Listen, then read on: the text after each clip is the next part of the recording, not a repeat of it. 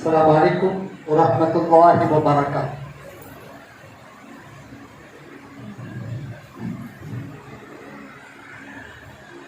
Social democratic party of India यहाँ जितने हजरात आए हैं इन सब का मैं तहे दिल से वेलकम करता हूँ और हमारे प्रोग्राम का आगाज़ करने के लिए सबसे पहले हमारे स्पीकर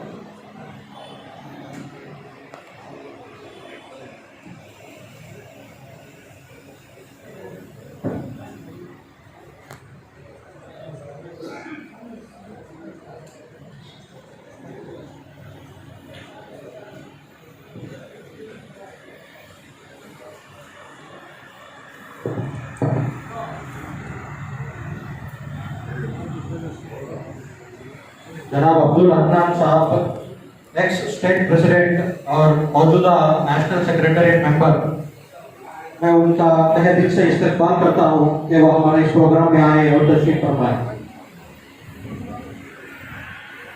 हमारे एसडीपीएन स्टेट सेक्रेटरी मेंबर अब्दुल रहीम पटेल साहब जो हमारे नारायण पार्टी अवार्ड के इंचार्ज भी हैं, मैं उनका भी तहे दिल से इस्तकबाल करता हूँ। एडवोकेट मोहम्मद ताहिर साहब, मैं इनका भी तहे दिल से इस्तकबाल करता हूँ। जनाब मोहम्मद सलीम अहमद साहब डिस्ट्रिक्ट जनरल सेक्रेटरी, मैं उनका भी तहे दिल से इस्तकबाल करता हूँ। एडवोकेट वसीम अहमद साहब, उनका भी मैं तहे दिल से इस्तकबाल करता हूँ। मोहम्मद हनीफ साहब डिस्ट्रिक्ट वर्किंग कमेटी मेंबर, उनका भी मैं तहे दिल से इस्तकबाल करता हूँ। और अल्ताफ़ अहमद साहब मनोहर पांड्या वार्ड प्रेसिडेंट, उनका भी मैं तहे दिल से इस्तकबाल करता हूँ। मौलाना मोइज़ अहमद साहब, उनको मैं दावत देता हूँ वो आकर दहस पर तशरीफ फरमाएं।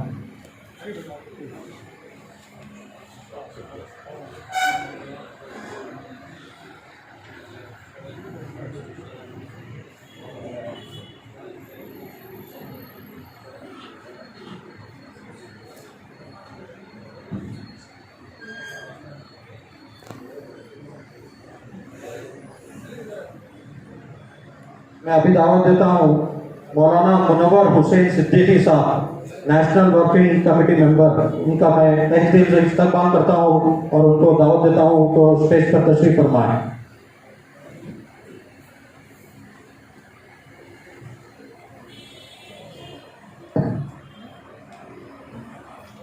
अभी प्रोग्राम का शुरुआत करने के लिए प्रिपेयर्स के लिए मैं सलीम अहमद साहब डिस्ट्रिक्ट जनरल सेक्रेटरी, मैं उनको बुलाना चाहूँगा, वो आकर प्रोग्राम का प्रिपेयर करें।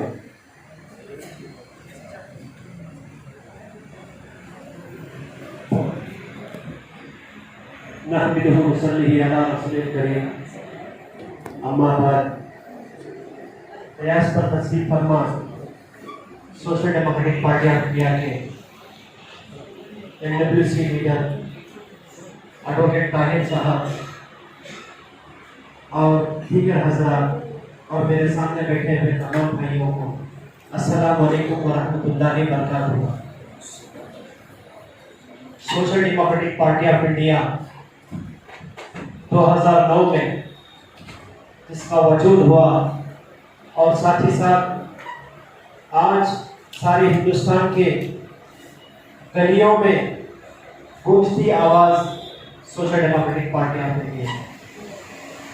ये आप लोगों की मेहनत का नतीजा है कि बेंगलुरु से लेकर कन्याकुमारी तक, गुजरात से लेकर बे ऑफ बंगाल तक social democratic party of India का झंडा लहरा रहा है।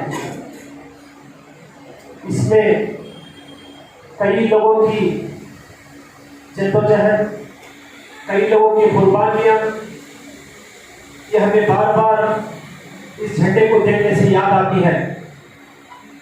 आज हेपड़ असेंबली के अंदर जो यहाँ पर आप लोग जुड़े हैं, ये कोई मामूली साहिब नहीं है।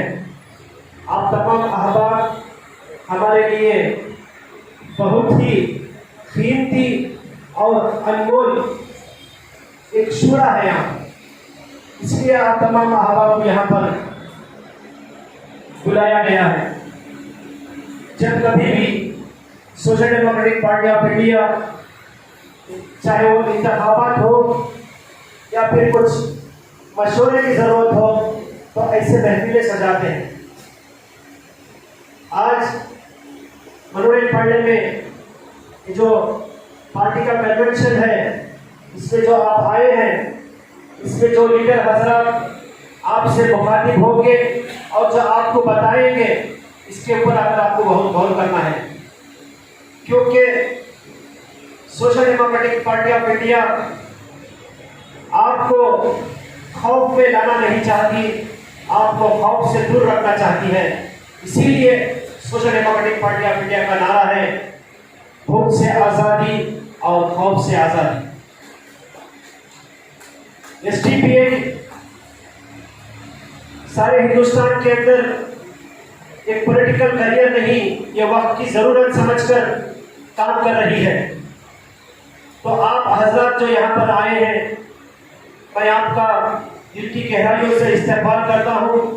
आप तमाम अहबाब से उम्मीद भी रखता हूँ कि आइंदा आने वाले दिनों में आप हमारे कंधे से कंधा मिलाकर खड़ेंगे और एक नया रेवोल्यूशन इस हिंदुस्तान में लेकर आने की कोशिश करेंगे। जो मुझे कहने के लिए मौका दिए, मैं उनका शुक्रिया अदा करता हूँ। अस्सलाम वालेकुम व रहमतुल्लाहि व बरकातुहू।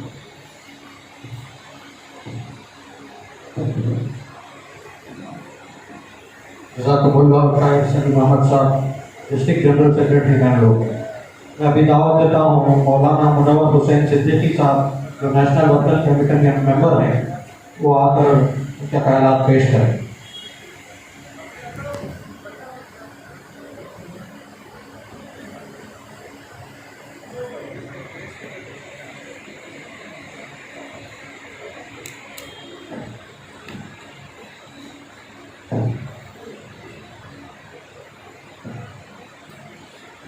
अस्सलामु अलैकुम व रहमतुल्लाहि व बरकातुहू।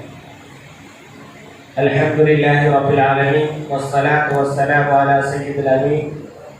अऊज़ु बिल्लाहि मिनश शैतानिर रजीम। बिस्मिल्लाहिर रहमानिर रहीम। वअतसिमू बिहब्लिल्लाहि जमीअन। सदक़ल्लाहुल अज़ीम।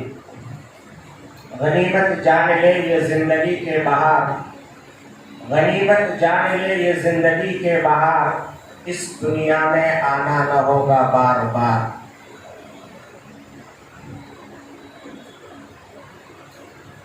मेरे अजीज दोस्तों और बुजुर्गों और साथियों, और स्टेज पर जलवागर SDPI social democratic party of India के जियाले बाहिम्मत बाहौसला मन तमाम लीडरान किराम और इस पार्टी से मोहब्बत करने वाले चामेश्वरी नगर और आटी नगर और अतराफ व अखराफ से आए हुए तमाम मेरे अजीज नौजवानों, दोस्तों, बुजुर्गों और साथियों, मैं आप सबको अकीदत भरा एक सलाम पेश करता हूँ कि आपने वक्त की ज़रूरत को समझते हुए इस पार्टी की हकीराना और फकीराना दावत पर लब्बैक कहते हुए आप कीमती वक्त निकाल करके यहाँ पर आए।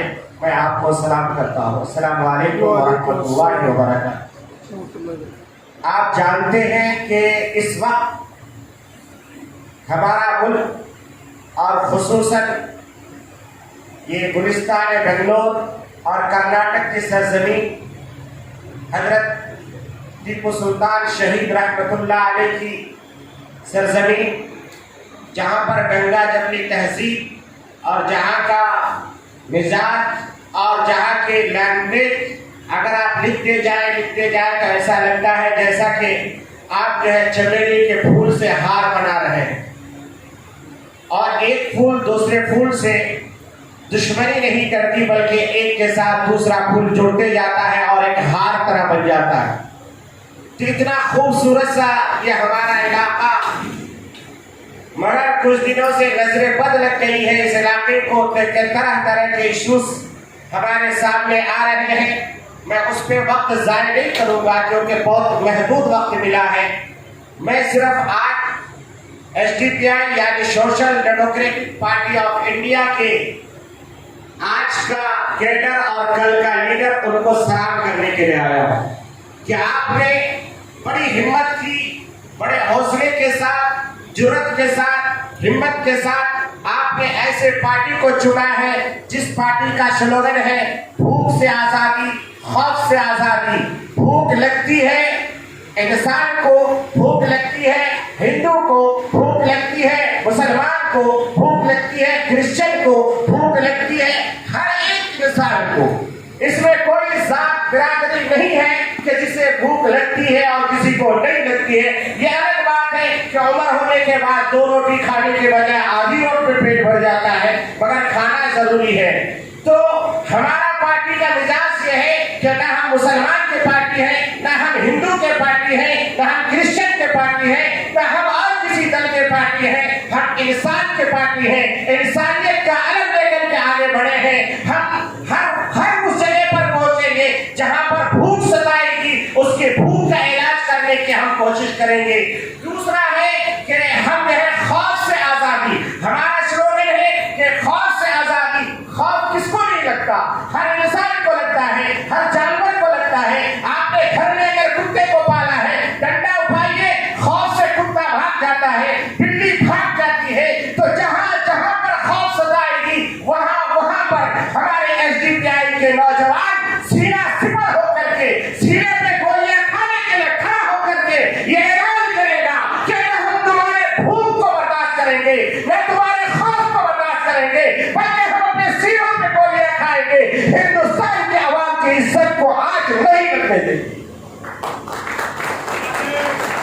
मेरे दोस्तों, ये पार्टी मौका परस्त पार्टी नहीं है कि 5 साल के बाद हाथ जोड़ करके आए, आपको 1000 रुपए 2000 रुपए का नोट थमाए और 5 साल तक गायब हो जाए, बल्कि ये पार्टी 365 दिन काम करने वाली पार्टी है। हमारी तारीख उठा करके देखिए, आपको जहां जहां पर कोई परेशानी नजर आएगी वहां पर बिना किसी मजहब, बिना किसी मिल्लत, बिना किसी तफरीक के हम वहां पर शाना बशाना मौत को सीने से लगाते हुए केरला की सरजमीन पे जाइए, पानी में डूबते हुए इंसानों को बचाता हुआ अगर कोई नजर आता है तो वो एसडीपीआई का नौजवान है।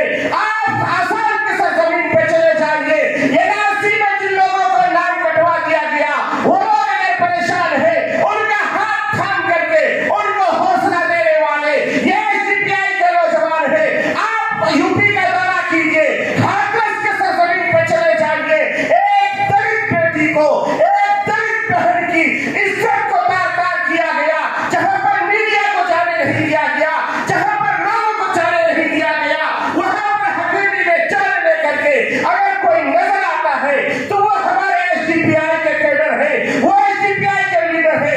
इसलिए हम कह देना चाहते हैं कि इंसानों, मैं सिर्फ मुसलमानों की बात नहीं करता, मैं कहता हूं इंसानों, अगर तुम्हें इस गंगा जमनी तहजीब को बाकी रखना है, अगर तुम्हें इस हिंदुस्तान को बाकी रखना है, अगर यहाँ राम और श्याम और अब्दुल-रहमान अब्दुल-रहीम साथ में रहना है तो इस एसडीपीआई को जिंदा रखना पड़ेगा। ये आपकी जरूरत है, हर इंसान की जरूरत है। क्या आप सहमत हैं इस चीज से? है या नहीं है? आपको लग रहा है कि इस पार्टी को जिंदा होना चाहिए? ये कब जिंदा होगा? आप ये सोचते हैं कि भाई ये तो अभी इनके पास एमएलए नहीं है, इनके पास एमपी नहीं है, इनके पास फला नहीं है, तो होगा कब? जब आप देंगे तब ना होगा। आप हाथ मजबूत करेंगे तब ना। मैं अकेला ही चला था जानिबे मंजिल मगर, मैं अकेला ही चला था जानिबे मंजिल मगर, राह रो आते गए और कारवां बनता गया। आप मिलेंगे, आपके साथ और एक मिलेगा। एक से शुरू होती है गिनती, एक के बाद 2, 2 के बाद 3, 3 के बाद 4। अगर आप सपोर्ट नहीं करेंगे तो एक अकेला रह जाएगा, 2 रह जाएगा, 3 रह जाएगा, मगर एक के बाद अगर 0 ने सपोर्ट किया तो 10 बन जाएगा, एक के बाद 1 ने सपोर्ट किया तो 11 बन गया, एक के बाद 2 ने सपोर्ट किया तो 12 बन गया। इस तरीके से हम अगर अपनी पार्टी को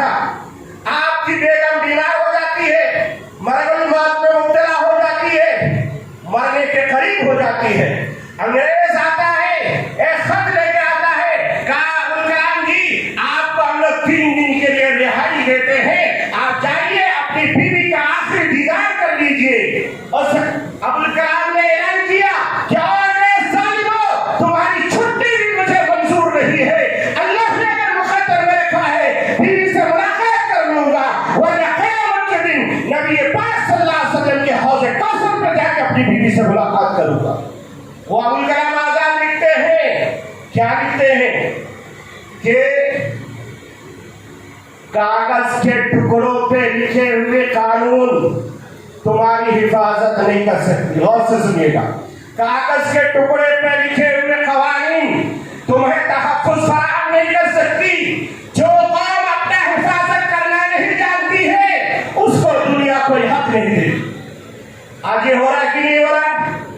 आज हमारे हर मस्जिद के नीचे से मंदिर निकल के आ रहा है। क्या ताजमहल मेरे बाप की है?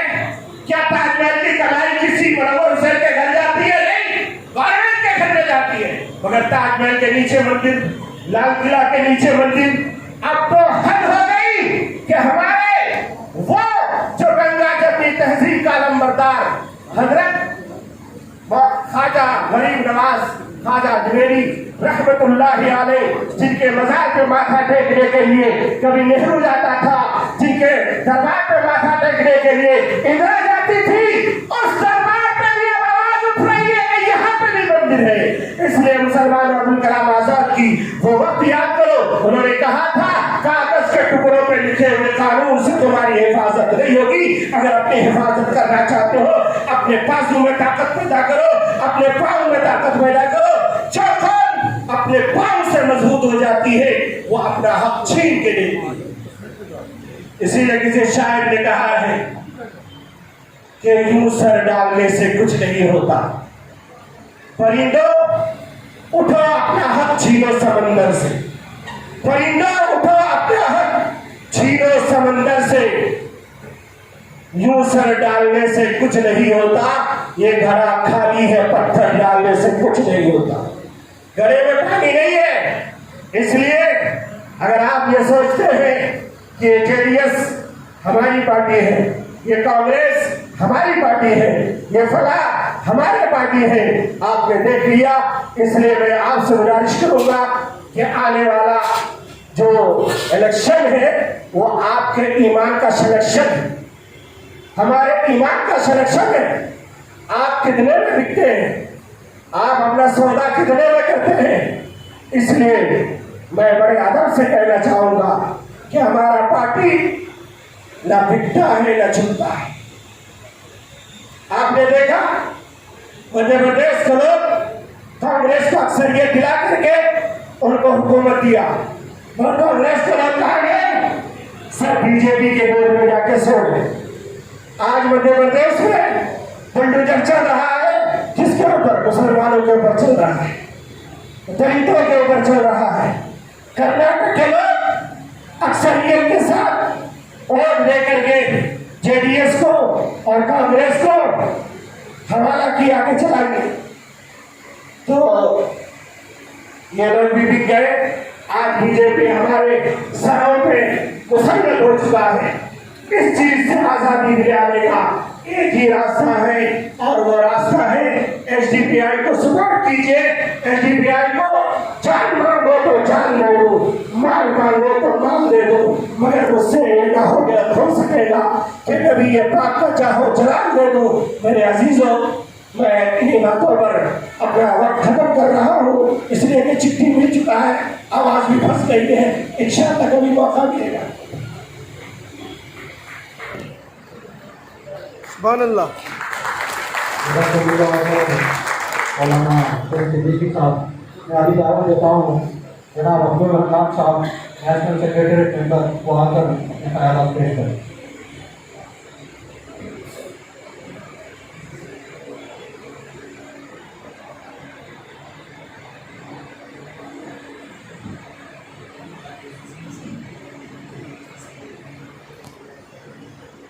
अस्सलामु अलैकुम वरहमतुल्लाहि वबरकातुहू।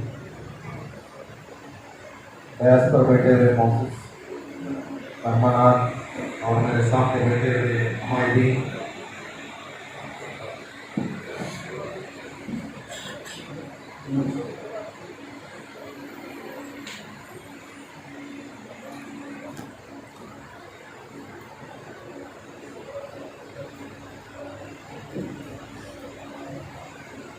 बहुत ही थोड़ा वाले। हेलो, बहुत ही खुसूसी मजलिस है।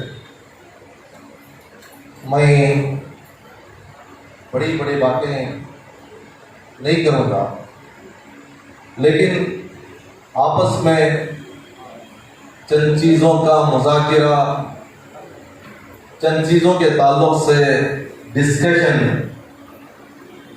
बहुत ज़रूरी है। ये मुल्क डेमोक्रेटिक मुल्क है।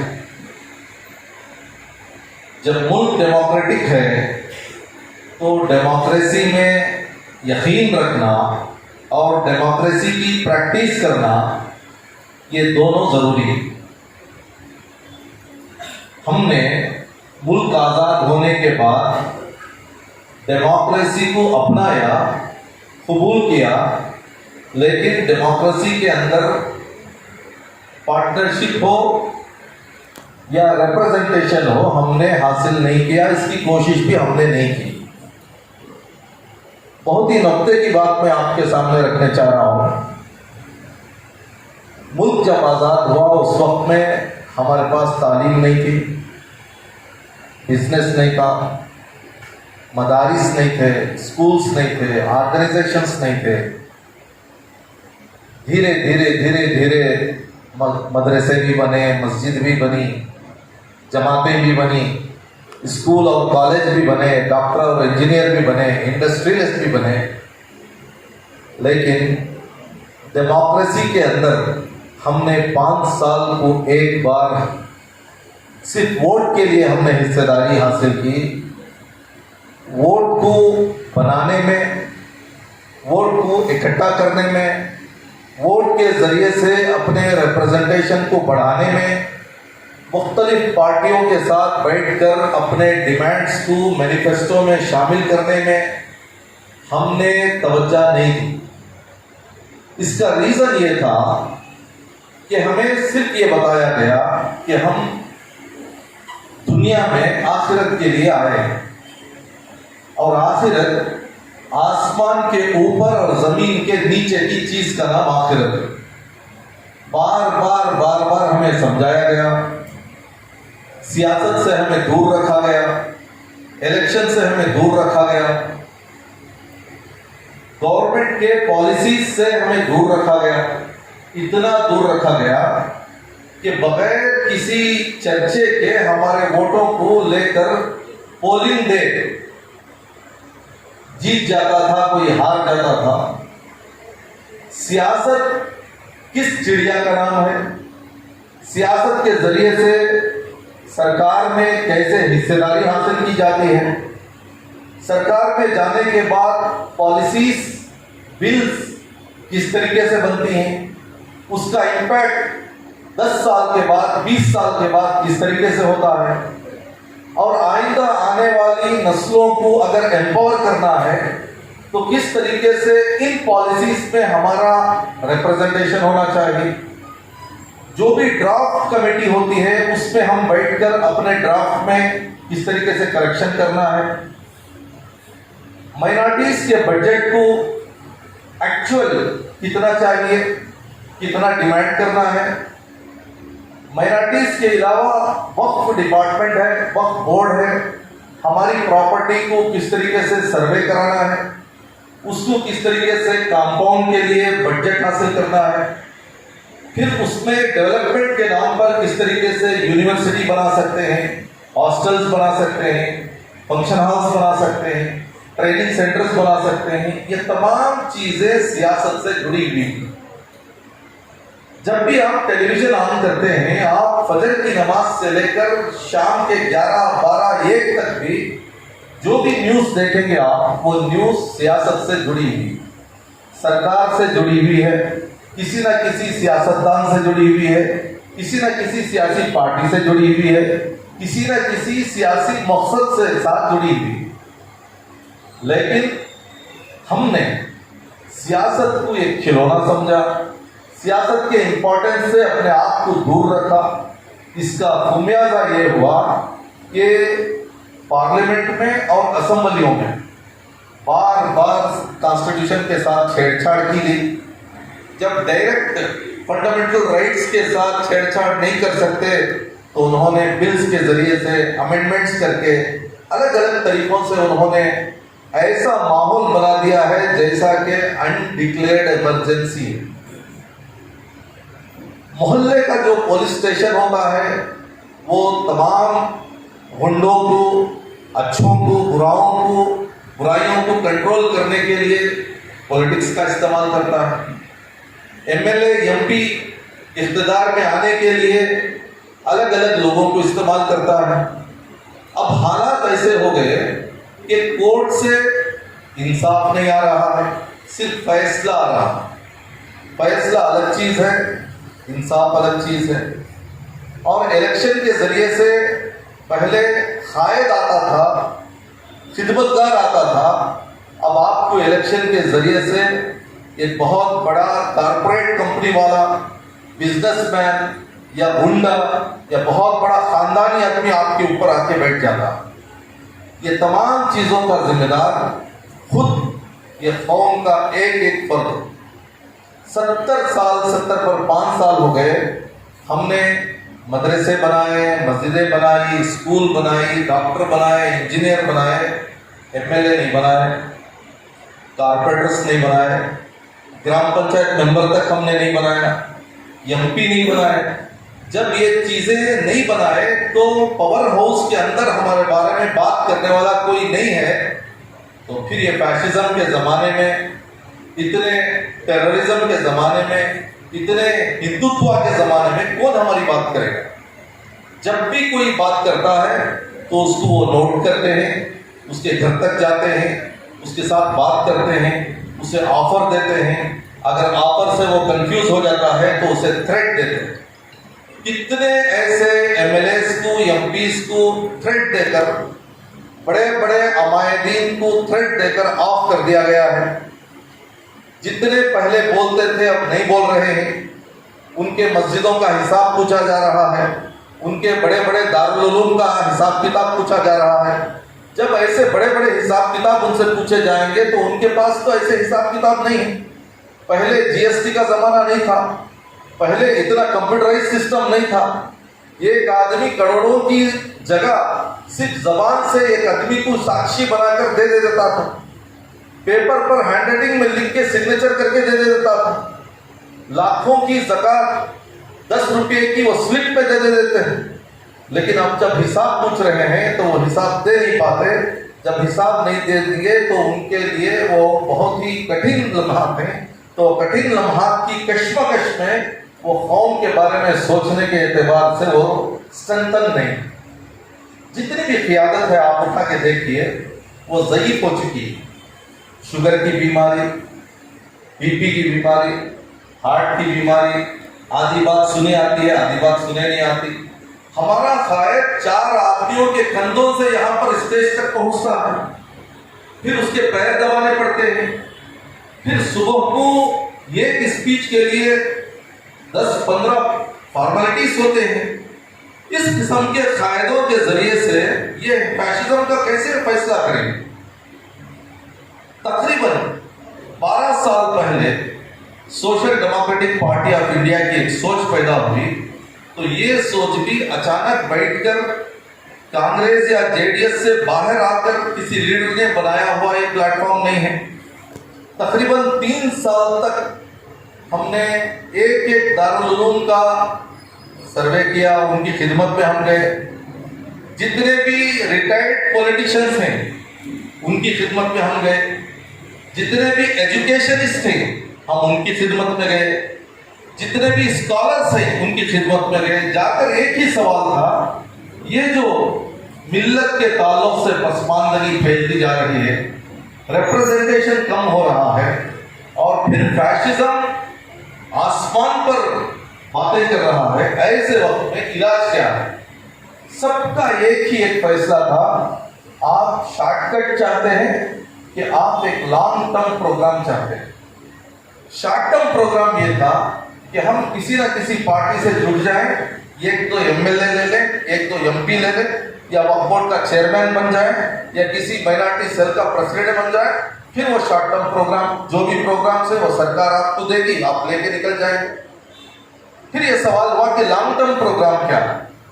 लॉन्ग टर्म प्रोग्राम ये था कि हम एक एक इलाके की वोटर लिस्ट उठाएं, वो वोटर लिस्ट में कैस्ट वाइज हम सर्वे करेंगे, सेंसस करेंगे, उसका हेड काउंट करेंगे। कितने लोग ऐसे हैं जिनका वोटर लिस्ट में नाम नहीं है, कितने लोग ऐसे हैं जिनके पास हेल्थ कार्ड नहीं है, कितने लोग ऐसे हैं जिन्होंने डीएल नहीं बनाया है। ऐसे लोगों का सर्वे करने के बाद उनके वो प्रोग्राम्स को, वो डॉक्यूमेंटेशन का काम करेंगे। फिर आइडेंटिफिकेशन करेंगे कि कौन से ऐसे पॉकेट्स हैं जिसमें मुस्लिम वोट के साथ साथ दलित वोट, SC ST वोट और Christian vote, other Lingayat vote, जिनके साथ एक अंडरस्टैंडिंग करके अगर हम इलेक्शन लड़ेंगे तो हम जीत सकते हैं। अगर पहली मर्तबा नहीं जीत सकते तो हम दूसरे नंबर पर आ सकते हैं, तीसरे नंबर पर आ सकते हैं। अगर पहली मर्तबा दूसरे नंबर पर आ गए तो फिर अवाम के अंदर एक कॉन्फिडेंस आएगा, फिर वोटर लिस्ट में और थोड़ा इजाफा होगा, बूथ लेवल का काम शुरू होगा। बूथ के एक एक वोटर की इंक्वायरी करेंगे, उनकी गमख्वारी करेंगे, उनकी खिदमत करेंगे। जब दिलों को जीता जाएगा तो वो अपना एक अपनापन आएगा, फिर वहां से वोट में इजाफा होगा। ये खिदमत सिर्फ मुसलमानों के साथ नहीं करेंगे, पड़ोस में SC ST है उसके साथ भी करेंगे, क्रिश्चियन है उसके साथ भी करेंगे, टेबलियन है उसके साथ भी करेंगे। ये रफ्तार जब हमने शुरू की, अल्लाह का फजल है, 300 इलेक्टेड रिप्रेजेंटेटिव सिर्फ कर्नाटका में आप लोगों की दुआओं और मदद से हमारे को मिले। इसमें ग्राम पंचायत मेंबर्स भी हैं। 4 जगह पर पूरा ग्रामा हमारा है, जिसमें 12, 6, 9 इस तरीके से एक काउंसिल में है। और फिर काउंसलर्स कोलार के अंदर करीब में 6 काउंसलर्स अल्लाह ने हमें दिया है। चामराज नगर के अंदर 6 काउंसलर्स हमारे हैं। शिवमोगा में 1 कारपोरेटर हमारा है। मंगलूर में उल्लाड़ ब्यूटी फादर का जो इलाका है, उल्लाड़ दरगाह, वो जो इलाका है 6 काउंसलर्स SDPI के हैं। बंटवाल में 4 काउंसलर्स हैं। इसमें दलित भी हैं, लेडीज भी हैं, मुसलमान भी हैं, उलमा इकराम भी हैं, इसमें पढ़ा लिखा तबका भी है। जब हमने काम शुरू किया तो अल्लाह ने ऐसा इसके अंदर एक मजबूती दी कि हमें इलेक्शन भी समझ में आया, MLC इलेक्शन का भी तजुर्बा हुआ, MP इलेक्शन का भी तजुर्बा हुआ, ग्राम पंचायत का इलेक्शन भी तजुर्बा हुआ। यहाँ तक के बहुत से ग्रेजुएट्स को नॉमिनेशन के फॉर्मेलिटीज मालूम नहीं है, पोलिंग डे के स्ट्रैटेजीज मालूम नहीं है। ये तमाम चीजें किसको मालूम होना चाहिए था? जो मिल्लत की क़ियादत का दावा कर रहे हैं, वो तमाम लोगों को डेमोक्रेसी के तमाम up and down, right and left, एक एक स्ट्रैटेजी के बारे में उनको नॉलेज और कॉन्फिडेंस होना चाहिए था। तब जाके एक एक नौजवान की टीम को 5-5 साल में मुंतकिल कर सकते थे, नई नई टीम के साथ तजुर्बा कर सकते थे। लेकिन यहाँ पर मसला क्या है? हमारे अमायदीन और हमारे कायदीन को सियासत से चिढ़ है, सियासत से कराहत है। इसका पूरा फायदा हमारे सो कॉल्ड सेक्युलर कायदीन ने उठाया। सिर्फ इलेक्शन से चंद महीने पहले वो हमारे से बातचीत किए। बातचीत का नजरिया और PPT प्रेजेंटेशन इतना खतरनाक था कि अगर आप इनको वोट देंगे तो ये आ जाएगा, और ये आ जाएगा तो ये हो जाएगा, अच्छा ये हो जाएगा तो करना क्या है? आप खामोश बैठना है, फजर के बाद आकर हमारे को वोट करना। बहुत सिंपल है। किसी को डरा कर किसी का वोट ले लेना, ये चालाकी से ज्यादा मक्कारी है। आप उनका मैनिफेस्टो पढ़ के देखो, आपके मैनिफेस्टो में क्या है? हमारा मुस्लिम क़ियादत पहले कितनी थी, अब कितनी हुई, कौन जिम्मेदार है? कौन सी SDPI, कौन सी MIM, कौन सी आम आदमी आके इनका वोट काटा? गुज़िश्ता मर्तबा सिर्फ हम 3 जगह कंटेस्ट किए। हमारा तो इरादा 14 जगह पर था। ऐसा बावेला खड़ा कर दिया कि आप ये लोग खड़ेंगे तो बीजेपी आ जाएगी, बीजेपी आ जाएगी। अरे हमने तो नहीं खड़ा, लेकिन आपका वोट बीजेपी को गया। इनकी पार्टी के 14-15 लोग बीजेपी को गए। अब बीजेपी कहां है? पार्लियामेंट में बीजेपी, राज्यसभा में बीजेपी, असेंबली में बीजेपी, काउंसिल में बीजेपी, वक्फ बोर्ड में बीजेपी, हज कमेटी में बीजेपी, ये एक मस्जिद का सदर भी बीजेपी का है।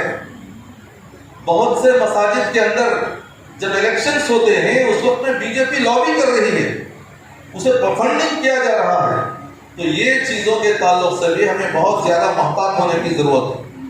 जिस तरीके से IMA का एक फ्रॉड हुआ, उस तरीके के छोटे छोटे फ्रॉड मोहल्ला लेवल पर चल रहे हैं।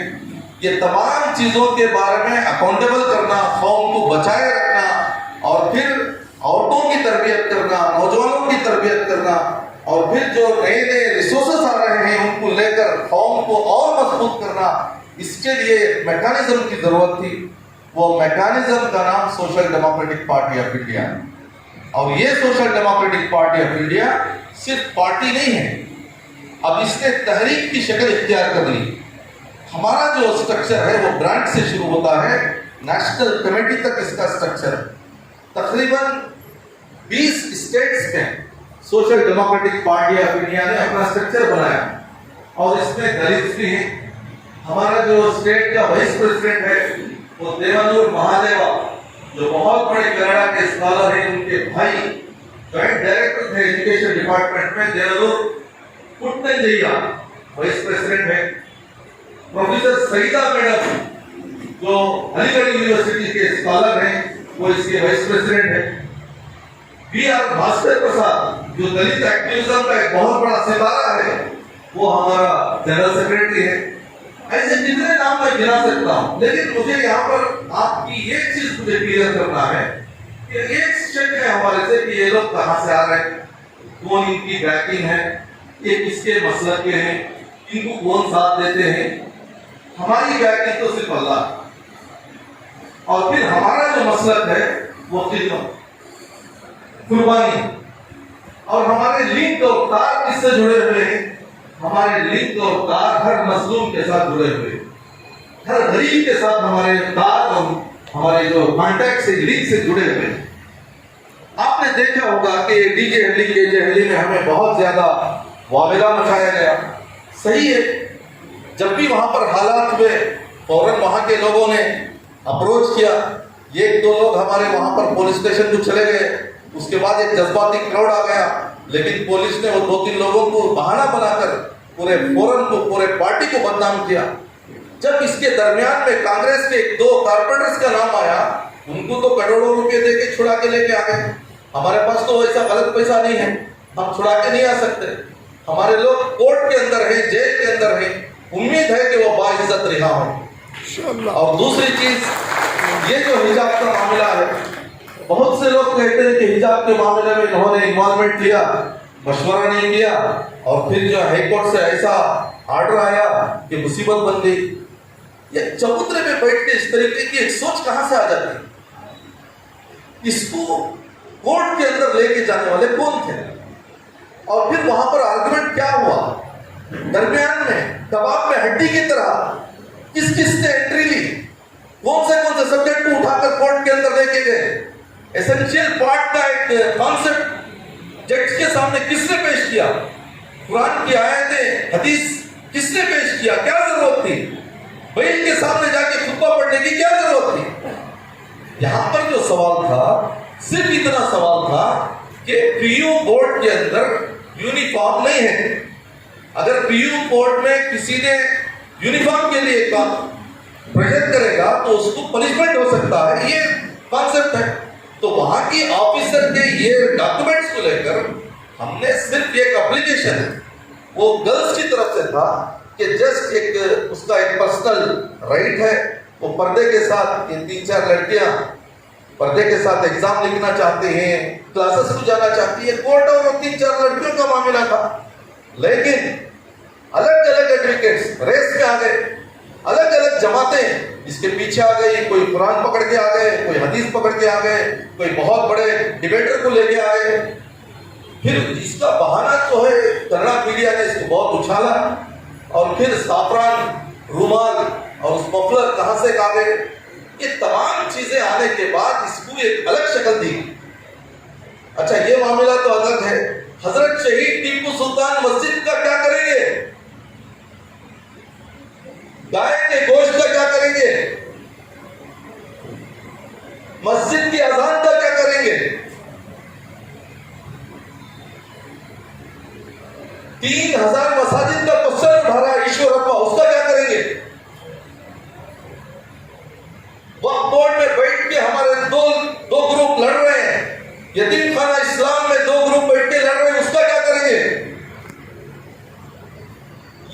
इश्यू को पकड़कर अगर आप सियासत करना चाहते तो कीजिए। पहले से बहुत से लोग थे, उसमें एक और ग्रुप ऐड हो गया। लेकिन हमारा जो कंसर्न है, इस मिल्लत को क़यामत तक के वास्ते इस हिंदुस्तान में रहना है। हम तो चले जाएंगे, हमारी नस्लें यहां पर आना है। वो क्या मेरी बेटी क्या बगैर स्काफ के कॉलेज को जा सकती है? कॉलेज को नहीं जाएगी तो अनपढ़ बन जाएगी, अनपढ़ बन जाएगी तो ऑटो ड्राइवर को मुझे शादी करके देना पड़ेगा। मैं तो चाहता हूं कि चार्टर्ड अकाउंटेंट को मेरी शादी करके दो, IAS ऑफिसर को शादी करके दो। अब IAS ऑफिसर एक मुसलमान पाबंद इस्लाम कैसे शादी करेगा? वो भी तो थोड़ी बहुत पढ़ी लिखी होनी चाहिए। मेरी बेटी का क्या होगा, मेरी बहन का क्या होगा? ये मसले को हल करने के लिए किसी भी दारुल उलूम में, किसी भी मदरसे में बैठकर सर जोड़ के ये फैसला करना था कि हुकूमत को इस पे कहां से इन्वॉल्वमेंट लेना है। क्या जज ये बता सकता है कि कलमे में कितने नुक्ते हैं और उसका एसेंशियल पार्ट क्या है, क्या नहीं है? इसके लिए एक बहुत जबरदस्त माइंडसेट की जरूरत थी, दिफा की जरूरत थी, लड़ने की जरूरत थी। लड़ने का नाम बस को पत्थर मारना नहीं है, पुलिस स्टेशन जलाना नहीं है, वो तो टेररिज्म है। वो लड़ने का नाम अच्छे वकला के साथ बैठ के ड्राफ्टिंग करना, अच्छे पैनलिस्ट को रेडी करके टेलीविजन पे बिठा के पैनल डिस्कशन कराना और फिर माइंडसेट क्रिएट करके अवामी ओपिनियन क्रिएट करना और ऑफिसर्स के पास और सरकार के पास रिप्रेजेंटेशन देना, ये लड़ने के तरीके हैं। इन लड़ने के तरीकों को छोड़कर सिर्फ पावेला ये बचाया गया कि किसने पहले गया। अब फिर ये बताओ, बाबरी मस्जिद के लिए पहले किसने गया? क्या हुआ बाबरी मस्जिद का? अब इतने मसाजिद का जो वावेला उठाया जा रहा है उसको किस तरीके से लड़ेंगे? कितने ऐसे मसाजिद हैं जिसके डॉक्यूमेंट्स नहीं है, अब उसका कैसे करेंगे? तो इसलिए मैं बोलना चाह रहा हूं कि ये सियासत करने का टाइम ये इस तरीके का नहीं है। सियासत अगर करना है तो एक वार्ड का इंतखाब करो, एक MLA कॉन्स्टिट्यूंसी का इंतखाब करो, एक ग्राम पंचायत का इंतखाब करो, वहां पर जाकर अवाम की खिदमत करो, उनकी थोड़ी में हाथ डालो, उनके पेपर्स बना के दो, उनकी तालीम का, हेल्थ का इंतजाम करो। जब इलेक्शन आएगा तो आप तमाम के मशवरे से एक आदमी को सामने रखो, फिर उसके पीछे कैंपेन करो, उसके पीछे जो है लीडर हेड करो। फिर उसके बाद क्या होगा, इलेक्शन आएगा, पोलिंग डे आएगा, अवाम जो है वोट देने के लिए तैयार है। आपको मालूम होना है सबील इरशाद दारुल उलूम के ऑपोजिट का जो इलाका है वो रशाद नगर, गोविंदपुरा, नागपारा उसको कहा जाता है। गुज़िश्ता इलेक्शन में हमने 10,000 वोट वहां पर हासिल किए, सिर्फ 200 वोटों की वजह से हमने हारा। ये PPT प्रेजेंट करने वाले हैं, बिठा के बता रहे हैं देखो भाई हमारा आदमी सिर्फ 200 वोटों से हारा है, थोड़ा आप आइंदा एहतियात करो बोल के PPT प्रेजेंटेशन मस्जिद में हो रहा है। मैं ये सवाल करता हूं, जीतने वाला भी मुसलमान है, हारने वाला भी मुसलमान है, लेकिन प्रेजेंटेशन किसमें हो रहा है? मस्जिद में। हारने वाले के बारे में नहीं, जीतने वाले के बारे में है। जीतने वाले को और एक बार जिताने की फिक्र करने की बजाय जीतने वाले से आप मैनिफेस्टो पूछना है, कितने बोरवेल डलाए, कितने टार रोड डलाए, हेल्थ का क्या इंतजाम हुआ, एजुकेशन का क्या इंतजाम हुआ, या गरीबी का क्या इंतजाम हुआ, DJHD KJHD में पुलिस ने जिस तरीके से टॉर्चर किया उसका क्या आपने किया? ये सवाल करने की बजाय PPT डाल के उसको और हिम्मत अफजाई की जा रही। क्या इसको स्पॉन्सर किया जा रहा है? क्या ऐसे मीटिंगों के लिए बड़े बड़े दावतें चलाकर, पपेट बनाकर ऐसे ही आप लूट के चले जाएंगे? नहीं, जब तक social democratic party of India इस हिंदुस्तान में है हम लड़ते रहेंगे। किसके साथ? जुल्म के खिलाफ, गरीबी के खिलाफ, टेररिज्म के खिलाफ, फैशिज्म के खिलाफ, फसाद के खिलाफ हम हमेशा लड़ेंगे। लेकिन हमारा ये फैसला है कि हम तमाम मसालिक के लोगों के साथ हम मुत्तहिद होकर आगे जाएं। दूसरा, पुलिस का रिस्पेक्ट करेंगे, सरकार के हर अच्छे फैसले का रिस्पेक्ट करेंगे, हर गलत फैसले को एजुकेशन के जरिए से धुतकारेंगे। ये धुतकारने की इजाजत कॉन्स्टिट्यूशन ने दी है। ये सरकार के हर फैसले को कबूल करने की इजाजत नहीं है। अब सिद्धरामैया क्या कर रहे हैं? हमेशा सरकार के खिलाफ बोलते हैं। क्या हमने ठेका दिया है सिद्धरामैया को? अरे हम भी मुखालिफत करेंगे, हम भी बात करेंगे। माइनॉरिटी का बजट बिल्कुल कम है, शादी बागिया था खत्म कर दिया गया, बच्चों की स्कॉलरशिप दी जा रही थी खत्म कर दिया गया, अब कांग्रेस वाले हो, जेडीएस वाले हो, उसको असेंबली में पूछना चाहिए, नहीं पूछ रहे। वो क्या बैठ के प्लान कर रहे हैं? हम अवाम के पास जाके बोल सकते हैं, देखो फिर हमारे को दिए तो फिर वापस हमें तुम ना दे देगी, अब फिर इन्हों दे देगी तो फिर इनको वोट देना। ये चापलूसी अब खत्म करना। Social democratic party of India आप हजरात से सिर्फ आजिज़ाना गुजारिश ये करती है कि हमारे बारे में आपको किसी किस्म का डाउट है, कंफ्यूजन है, क्लैरिटी की जरूरत है, या आप कुछ डायरेक्शंस हमें देना चाहते हैं, कुछ हिदायत मशवरे हमें देना चाहते हैं, जीरो लेवल पर हम आपके साथ बैठने के लिए तैयार, एक एक मशवरे को सर पर रखने के लिए तैयार। लेकिन सिर्फ कंफ्यूजन रहने से हमारी भी हिम्मत टूट जाती है। हमारे भी बीवी बच्चे, हमारे भी जो नौजवान काम कर रहे हैं, उनको भी जवानी क्या चीज है मालूम है। वो भी अय्याशी के साथ मोबाइल में खेलते हुए अपनी पूरी जवानी सर्व कर सकते हैं। लेकिन ये जवान बच्चे एक एक दिन तरबियत में इनकी इजाफा हो रहा है, इताअत में, डिसिप्लिन में, ओबीडियंसी में, और फिर कॉन्स्टिट्यूशनल राइट्स के बारे में, फंडामेंटल राइट्स के बारे में, इलेक्शन के स्ट्रेटजीज को सीखने में, और फैसिज्म जिस रास्ते से आ रहा है उसी रास्ते में किस तरीके से सफर किया जा सकता है उसके बारे में एक नया जनरेशन रेडी हो रहा है, तैयार हो रहा है। इसके लिए हमें आइंदा दिनों में हमारे गोद में रहने वाले छोटे छोटे बच्चों को भी हमें तैयार करना है। वरना आपने देखा होगा जब जालिम लाठियां लेकर एक नौजवान के पीछे आता है तो वो हाथ जोड़कर मारने से पहले मर रहा है, उसका साथी बाजू खड़ा हुआ है, वो खुद हाथ बांध रहा है, हाथ जोड़ रहा है, जय श्री राम बोलो, जय श्री राम बोलो। अब ये मार से बचने के लिए जय श्री राम बोल रहा है, लेकिन वो बच नहीं रहा है। उसके आखिरी ज़बान पर जय श्री राम है, ला इलाहा इल्लल्लाह नहीं। ऐसी जिंदगी की क्या जिंदगी? अरे ऐसी जिंदगी क्या जिंदगी? कितने दिन के लिए हम जीने के लिए यहाँ पर आए? इसका माना ये नहीं है कि हर मासूम के साथ जुल्म करो, नहीं, लेकिन जो जालिम है वो जालिम को जालिम की लाठी के साथ उसके साथ बात करना। और दूसरी चीज, अदालती जो भी फैसले आ रहे हैं उसका ये भी एक तरीका है कि अपर जो भी कोर्ट से वहां पर जाएं, सही तरीके से लड़ें, मस्जिदों की हिफाजत करें, दरगाहों की हिफाजत करें, और फिर औकाफ की हिफाजत करें, और हमारे जो शार इस्लाम है उसकी हिफाजत करें, हमारे पर्सनल राइट्स की हिफाजत करें। एक एक दिन अगर हमारे से राइट्स छीन लिए गए, एजुकेशनल राइट्स छीन लिए गए, वोटिंग राइट्स छीन लिए गए, हमारे जो है पर्सनल राइट्स छीन लिए गए, तो फिर एक लाश की तरह हिंदुस्तान में जीकर क्या करें? एनआरसी और सीआरसी का जो मामला था उसमें किस तरीके से हमें टॉर्चर किया जा रहा था, क्या वो मामला खत्म हो गया? क्या फिर दोबारा नहीं आएगा? अगर आएगा तो उसके लिए क्या तैयारी? कोविड वायरस जिस तरीके से आया था, ऑक्सीजन के लिए जिस तरीके से भागम भागी थी, वो अरेंजमेंट्स को दोबारा मेंटेन करना है, कभी भी वायरस आ सकता है। इसी तरीके से फैसिज्म का वायरस भी थोड़ी वक्त के लिए इधर उधर है, फिर दोबारा आ सकता है। हम लड़कर ही जिंदा रह सकते हैं, और जिंदा रहते हुए हमें लड़ना जरूरी। लड़ने के तरीके हैं, आदाब है, डिसिप्लिन है, उसी तरीके से जाएंगे, उलमा के मशवरे से काम करेंगे, तमाम जमातों को साथ में लेकर काम करेंगे। हमारा कोई नौजवान जज्बाती नहीं है। आप देखे होंगे किसी नौजवान ने जज्बाती कोई नारा नहीं लगाता और एक कदम वो सामने नहीं जाता, जब तक उसका अमीर उसे इशारा नहीं करता वो सामने नहीं जाता। इतनी डिसिप्लिन टीम के साथ आपकी दुआएं, अगर आपका साथ रहेगा तो बहुत जल्द इंशाअल्लाह ये फैसिज्म के जो दाढ़ बहुत ज्यादा कीड़े हो रहे हैं उन तमाम को हम जवाब दे सकते हैं। बहुत मुश्किल नहीं है, सिर्फ हिंदुस्तान के 70 साल हुए हैं, हिंदुस्तान में हमें हजारों साल रहना है। 70 साल तो ही हम हथियार डाल देंगे और फिर कॉन्स्टिट्यूशनल राइट्स को भूल जाएंगे, टीपू सुल्तान को भूल जाएंगे, मस्जिद आला को भूल जाएंगे, हमारे बुरखे को अगर भूल जाएंगे तो फिर हजारों साल तक यहाँ पर नस्लें किस तरीके से जीगी? क्या वो हमें सवाल नहीं करेंगी? तो ये तमाम चीज़ों के ताल्लुक से हमें बहुत फिक्रमंद होना है।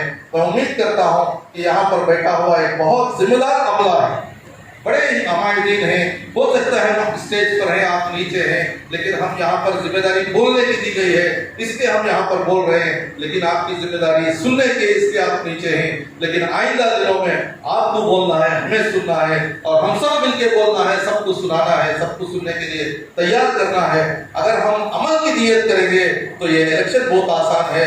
किसी को जिताने के लिए, किसी को हराने के लिए इलेक्शन नहीं लड़ना है। हम खुद अपने ताकत को बनाने के लिए हमें इलेक्शन लड़ना है।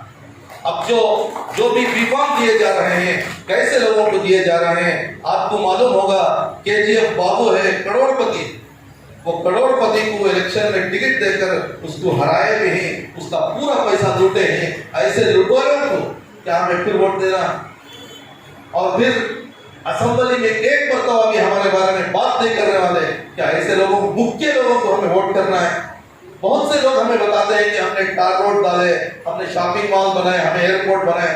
अरे आप बनाए, उसके लिए हम आपको नहीं भेजे हैं, हमें रिप्रेजेंट करना। जब हमें तकलीफ होती है उस वक्त में हमारा सहारा बनना है, उसे रिप्रेजेंट करें। वरना ये जो टार रोड का काम है, ये कॉन्ट्रैक्टर्स करते हैं, सरकार पैसा देती है, कॉन्ट्रैक्टर्स आके काम करते हैं। क्लीनिंग का काम वो टोटी हजरात आके करते हैं, उनको बजट दिया जाता है, पैसा दिया जाता है। एक एमएलए का, एक काउंसलर का काम क्या है? एमएलए और काउंसलर का काम ये है कि जब मिल्लत दुखी होती है, सोसाइटी भूखी होती है, वो मजलूम होती है, उसके कंधे से कंधा मिलाकर खड़े रहना, उसे दिलासा देना, उसकी हिम्मत बांधना, ये रिप्रेजेंट का काम है। ऐसे रिप्रेजेंटेशन को और मजीद आगे बढ़ाने के लिए आप लोगों का साथ जरूरी है। आपकी मस्तूरात को, आपके नौजवानों को, आपके साथियों को, उन तमाम को आप फिक्रमंद बनाएं। आइंदा दिनों में जो भी हालात आएंगे, उन तमाम को हम मुत्तहिद होकर फैसला लेंगे और मुत्तहिद होकर हम पेश करेंगे और एक दूसरे का हाथ थामेंगे और एक दूसरे की इज्जत करेंगे, एक दूसरे की इमाम को सराहेंगे। इसी फार्मूले के साथ हम एक दूसरे के साथ आगे बढ़ सकते हैं। मुझे बोलने का जो यहाँ पर मौका दिया है, उन तमाम का मैं शुक्रिया अदा करता हूँ और आप हजरात का भी शुक्रिया अदा करते हुए मैं विदा होता हूँ। जज़ाकल्लाह।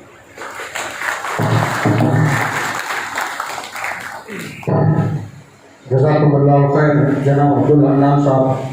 मैं अभी दावत देता हूँ जनाब अब्दुल रहीम पटेल साहब, SDPI स्टेट सेक्रेटरी, वो आकर अपने ख्याल पेश करें।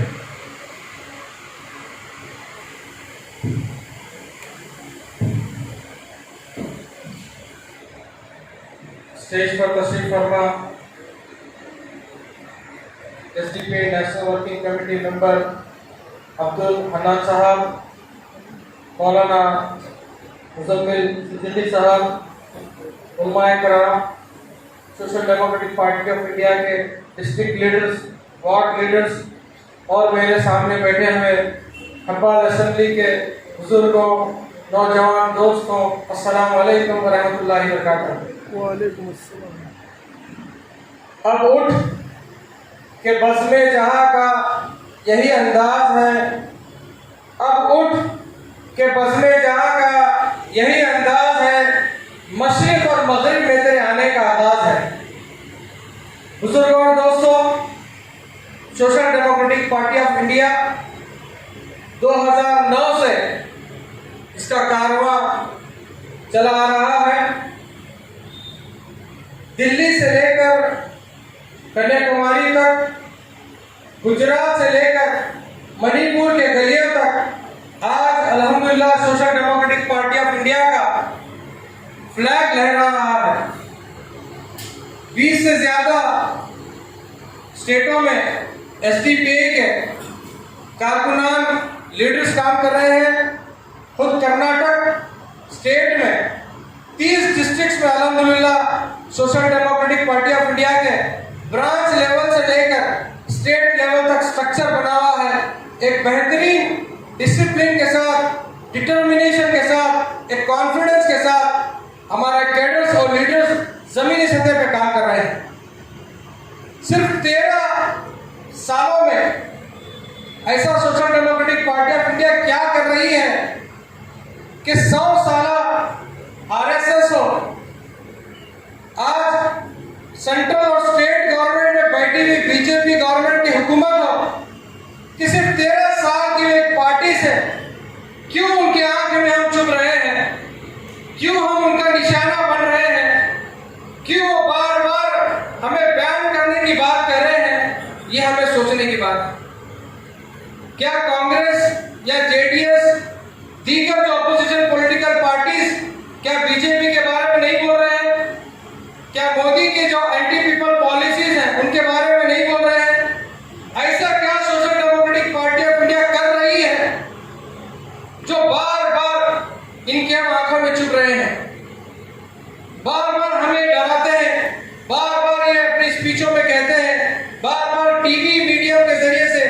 जर्नलिज्म के जरिए से, अखबार के जरिए से हमें बैन करने की बात कहते हैं।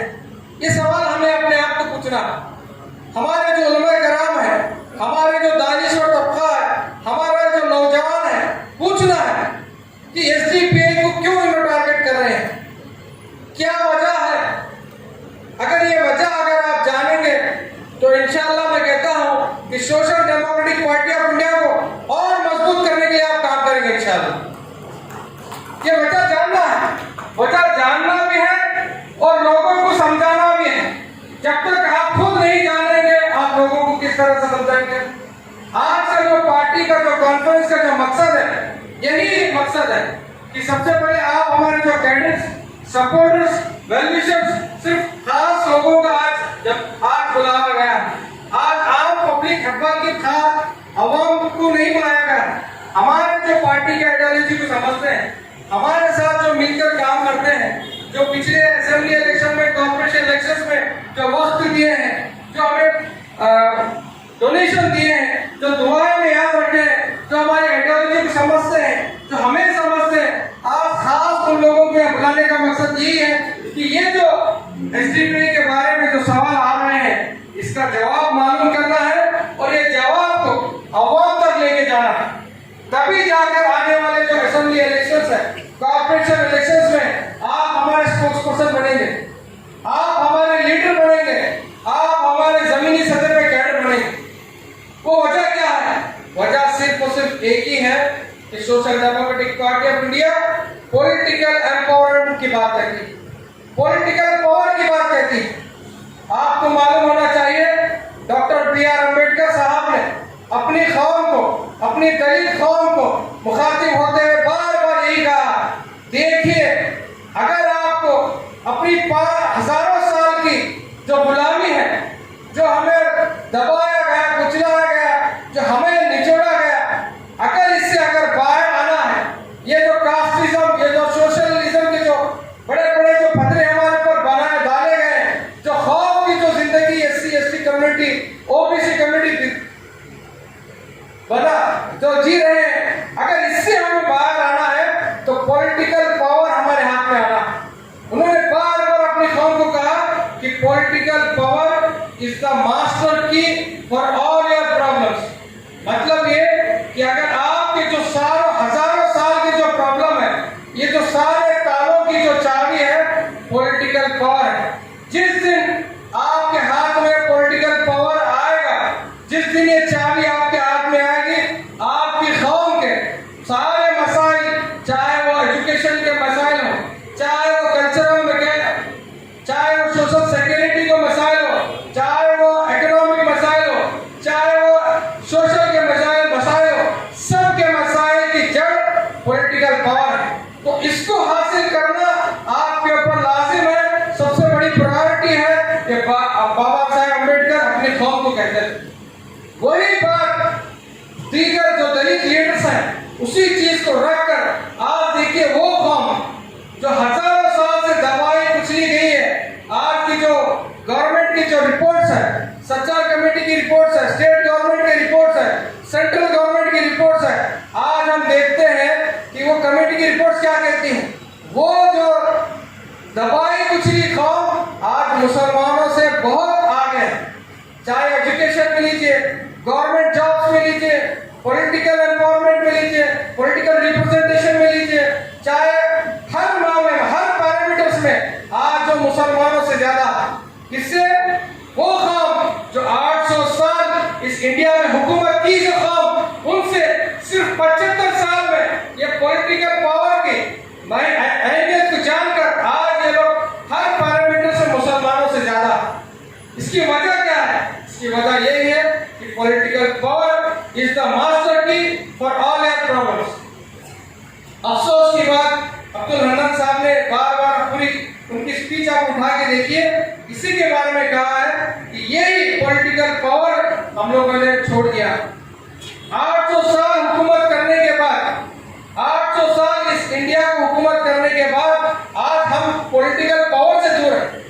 हुकूमत क्या है हमें नहीं मालूम, सियासत किस तरह से करना नहीं मालूम, सिर्फ हमें मालूम है कि मस्जिद की कमेटियों में सियासत किस तरह से करना है। वक्फ बोर्ड की कमेटियों में सियासत किस तरह से करना है, गली के छोटे कमेटी बनाते हैं उसमें सियासत करना है मालूम है, कॉर्पोरेशन में किस तरह से सियासत करना है, असेंबली में किस तरह से सियासत करना है, पार्लियामेंट में किस तरह से सियासत करना है, वो हम भूल चुके हैं, वो सबक भूल चुके हैं। आज वक्त का तकाजा है, हमें वो सियासी जो पन्ने जो हमारे बड़े बुजुर्ग लिखे हैं वो किताब को वापस खोलना है, वो सियासत की किताब को वापस खोलना है, उसके पन्नों को वापस उसको पढ़ना है और वो सबक को याद लेकर उसको आगे चलना है।